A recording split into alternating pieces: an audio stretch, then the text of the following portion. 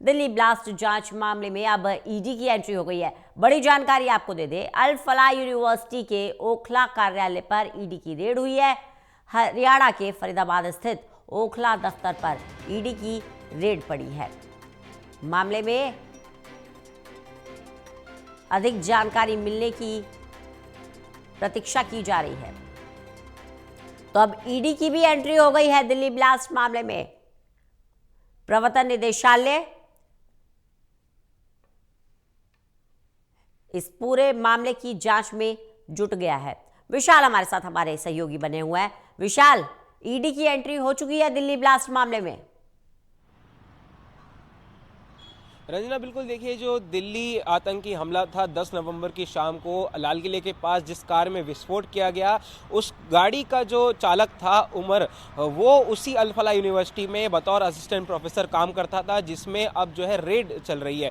इससे पहले एनआईए द्वारा छापेमारी की गई थी और आज जो है ईडी की भी एंट्री इस पूरे मामले में हो चुकी है। सुबह 5 बजे से ही ईडी की रेड जो है अल फलाह यूनिवर्सिटी और उससे संबंधित लगभग 25 अलग अलग लोकेशंस पर जो है रेड चल रही है। ये रेड आपको बता दें फरीदाबाद में भी चल रही है और जो दिल्ली में भी ओखला में जो अल फलाह यूनिवर्सिटी का ऑफिस है, कार्यालय है, वहां पर भी ये रेड चल रही है। तो ऐसी 25 लोकेशन है जहां पर ईडी जो है सुबह 5 बजे से छापेमारी कर रही है। इससे पहले अगर बात करें तो कल एनआईए ने जो ईडी के जो चांसलर हैं उनको भी समन भेजा था और भी इस मामले में लगातार कड़ियां जुड़ रही हैं। कल आमिर राशिद अली, जो कि उस i20 गाड़ी का जो मालिक बताया जा रहा है, उसको पटियाला हाउस कोर्ट में पेश किया गया। उसकी 10 दिन की रिमांड जो है ली गई और अब आज जो है ईडी भी इस मामले में एंट्री कर चुकी है। तो कहा जा सकता है कि हर सुरक्षा एजेंसियां, हर जांच एजेंसियां जो हैं अपनी जी जान लगा रही हैं ताकि जो दिल्ली धमाका था उसके जो सरगना थे उनको पकड़ा जाए। और कल केंद्रीय गृह मंत्री अमित शाह ने भी फरीदाबाद से एक बड़ा बयान दिया। उन्होंने कहा कि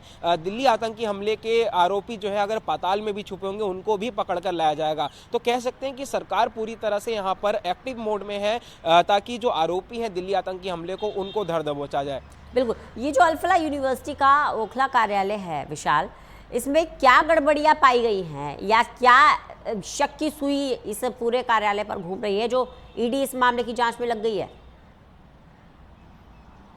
देखिए, दरअसल ये जो छापेमारी है ये इस वजह से की जा रही है क्योंकि जब अल फलाह यूनिवर्सिटी का नाम सुर्खियों में आया, जब ये पता चला कि जो मोहम्मद उमर नबी था, जो i20 गाड़ी का चालक था जिसमें धमाके में उसकी मौत हो गई थी, उसका लिंक सीधे तौर पर इस यूनिवर्सिटी में था। और फिर जब इस यूनिवर्सिटी में जाँच की गई तो और भी आरोपी जो है, और भी संदिग्ध आरोपी इस यूनिवर्सिटी से हिरासत में लिए गए और जैसे जैसे गिरफ्तारियाँ हुई, इनको हिरासत में लिया गया, उनसे पूछताछ हुई तो और भी कड़ियाँ खुलती गई। तो इसलिए अब संदेह के बिना पर जो है 25 लोकेशंस को टारगेट किया गया है और ये भी हो सकता है कि आगे और भी लोकेशंस पर और भी लोगों को टारगेट किया जाए। और अब क्योंकि एनआईए और ईडी दोनों जो है अपने अपने तरीके से इस पूरे मामले में जांच कर रही है और जिस तरह से कल भी हमने देखा था कि फरीदाबाद प्रशासन की तरफ से इस यूनिवर्सिटी पर बुलडोजर की कार्रवाई जो है हो सकती थी क्योंकि ये कहा जा रहा है कि यूनिवर्सिटी ने जो है यूनिवर्सिटी विस्तार के नाम पर अवैध जमीन पर अतिक्रमण किया है।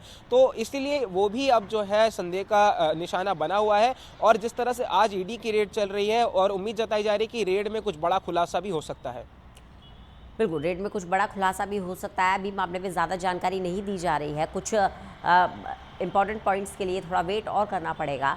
वहीं अल फलाह यूनिवर्सिटी की बात करें तो देखिए विशाल, बड़ा सवाल ये है कि ये यूनिवर्सिटी लंबे समय से चल रही है, नैक का भी इसे नोटिस आ गया है, ईडी भी इस पूरे मामले की जांच करने में जुट गया है, आतंकी वारदातों से तो इसके तार जुड़े ही हुए हैं। सवाल ये खड़ा है कि क्यों ये यूनिवर्सिटी पहले शक के घेरे में नहीं आई?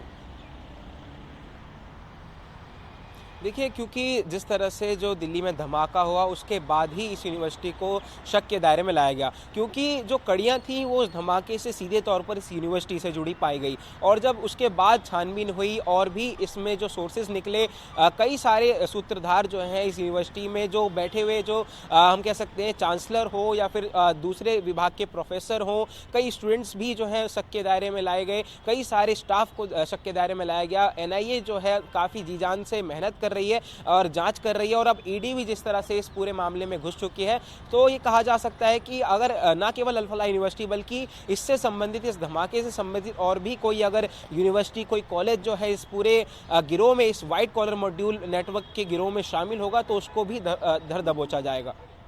चलिए, बहुत बहुत शुक्रिया विशाल हमारे साथ जुड़ने के लिए, इस तमाम जानकारी के लिए।